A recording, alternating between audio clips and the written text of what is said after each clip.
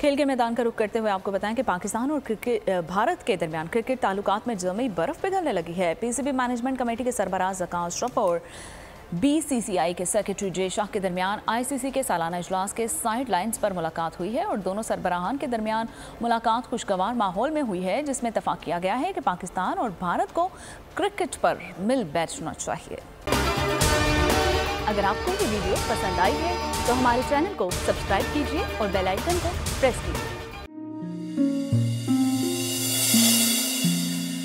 अपना घर यूं मईशत का पहिया भी घूमेगा, मजदूर भी सर उठा के जिएगा।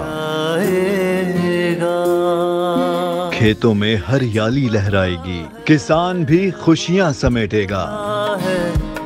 वक्त गुजर उम्मीद के चिराग जलते रहेंगे, महंगाई से भी जान छूटेगी। फैसले की घड़ी पाकिस्तान जीता है और पाकिस्तान ही जीतेगा।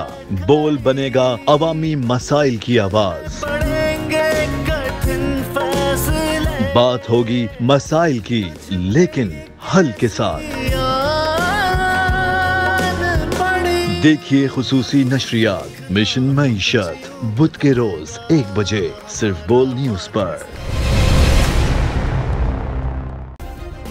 सब्सक्राइब करें और बेल दबाएं ताकि कोई खबर रह न जाए।